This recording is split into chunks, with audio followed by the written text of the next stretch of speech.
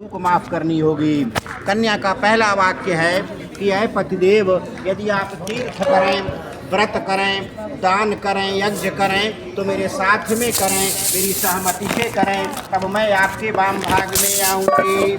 द्वितीये ओम द्वे ऊर्जे विष्णुस्त्वानयतु हव्य प्रदानैरमरान् पितृश्च कव्य प्रदानैर्यदि पूजयेथाह वामांगमायामि तदा त्वदीयं जगाद कन्या वचनम द्वितीयम्। जब कन्या दूसरी कुरी पर पांव रखती है तो वह भगवान ब्रह्मा को साक्षी लेकर कहती है कि आज से मैं अपने माता पिता के पक्ष को छोड़ करके वर के पक्ष जा रही हूँ, वर को मेरी दो चूक माफ करनी होगी।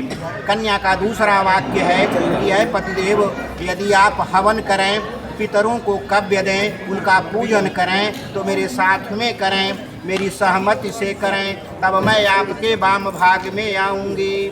तृतीये ओम त्रिणीरासस्वाय विष्णुस्वानयतु कुटुम्ब रक्षा भरणं यदि त्वं कुर्याः पशूनां परिपालनं च वामांगमायामि तदा त्वदीयं जगाद कन्या वचनं तृतीयम्। जब कन्या तीसरी कोरी पर पांव रखती है तो वह भगवान शंकर को साक्षी देकर कहती है कि आज से मैं अपने माता पिता के पक्ष को छोड़ करके वर के पक्ष जा रही हूँ, वर को मेरी तीन चूक माफ करनी होगी। कन्या का तीसरा वाक्य है कि ऐ पतिदेव, यदि आप परिवार का भरण पोषण करें, पशुओं का पालन करें, जो भी व्यापार करें मेरी सहमति से करें, मेरे साथ में करें, तब मैं आपके वाम भाग में आऊँगी। चतुर्थे ओम चत्वारि मयो भवाय विष्णुस्त्वानयतु आयं व्ययं धान्य धनादिकानां दृष्ट्वा निवेशं प्रगृहं निदध्याः वामांगमायामि तदा त्वदीयं जगाद कन्या वचनं चतुर्थम्। जब कन्या चौथी कोरी पर पांव रखती है तो वह चारों वेदों को साक्षी देकर कहती है कि आज से मैं अपने माता पिता के पक्ष को छोड़ करके वर के पक्ष जा रही हूँ, वर को हमारी चार चूक माफ करनी होगी। कन्या का चौथा वाक्य है कि ऐ पतिदेव, यदि आप आय करें, व्यय करें, धन इकट्ठा करें, धन खर्च करें, जो भी काम करें वो मेरे साथ में करें, मेरी सहमति से करें, तब मैं आपके वाम भाग में आऊँगी। पंचमे ओम पंच पशुभ्यो विष्णुस्त्वानयतु देवालयो राम तडागकूपं वापि विदध्या यदि पूजयेथाह वामांगमायामि तदा त्वदीयं जगाद कन्या वचनं च पंचमम्। जब कन्या पांचवी कोरी पर पांव रखती है तो वह पांचों पांडवों को साक्षी देकर कहती है कि आज से मैं अपने माता पिता के पक्ष को छोड़ करके वर के पक्ष जा रही हूँ, वर को हमारी पांच चूक माफ करनी होगी। कन्या का पांचवां वाक्य है कि ऐ पतिदेव, यदि आप किसी देवालय, मंदिर, तालाब, कुआं, बावली आदि का निर्माण करते हैं तो मेरे साथ में करें, मेरी सहमति से करें, तब मैं आपके वाम भाग में आऊँगी। षष्ठ में ओम षष्ठे ओम षड्भ्यो विष्णुस्त्वानयतु देशान्तरे वा स्वपुरान्तरे वा यदा विदध्याः क्रय विक्रये त्वं वामांगमायामि तदा त्वदीयं जगाद कन्या वचनं च षष्ठम्। जब कन्या छठवीं कोरी पर पांव रखती है तो वह छह जो ऋतु हैं उनको साक्षी देकर कहती है कि आज से मैं अपने माता पिता के पक्ष को छोड़ करके वर के पक्ष जा रही हूँ, वर को हमारी छह चूक माफ करनी होगी। कन्या का छठवां वाक्य है कि ऐ पतिदेव, यदि आप इस देश में रहें या दूसरे देश में रहें, जहाँ भी रहें, जो भी क्रय विक्रय करें तो मेरी साथ में करें, मेरी सहमति से करें, तब मैं आपके वाम भाग में आऊँगी।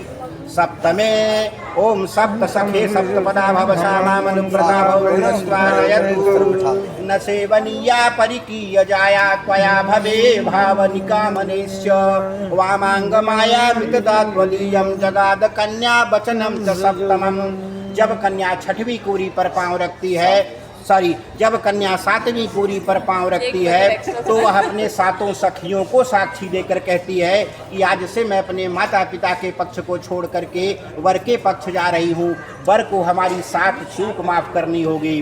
कन्या का सातवां वाक्य है न सेवनीया परिकीय जाया त्वया भवे भावनिका मनुष्य। ऐ पतिदेव, मेरे अलावा आप किसी दूसरी पराई स्त्री का सेवन नहीं करेंगे, तब मैं आपके वाम भाग में। तो बड़ा वचन है, ये तो बड़ा वचन। इस प्रकार से ये कन्या का 7 वाक्य रहा। कन्या के 7 वाक्यों को सुनने के बाद वर के भी कुछ वचन हैं जो आगे पंडित जी सुनाएंगे। अब बेटा आपको उधर बैठना, फिर इधर आ जाओ, पहले आप उधर बैठ जाओ। वर का तो आप सुना दीजिए पहले, हाँ। पूरी मिटवा दीजिए, तब फिर इसके बाद वो तो मैंने कहता रहा। वर पक्ष से आप आचार्य हो तो आप सुना दीजिए। कन्या पक्ष से हमने सुनाई दिया। भैया 5 वचन और 7 वचन मैं एक वचन में और जोड़ रहा हूँ। विश्वास पात्र बनना है एक दूसरे के, और वो विश्वास पात्र ही एक सबसे बड़ी कील है।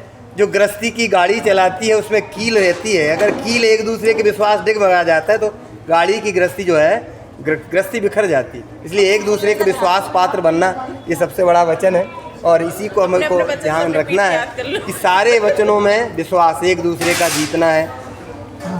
7 वचन तो इनने माने आपको स्वीकार हुए, समझ में आया? मैंने कन्या ने जो 7 वचन कहे कि हाँ मुझे 7 वचन स्वीकार है, जब जब धर्म का काम करूँगा मैं आपके सन्निध होकर के ही करूँगा।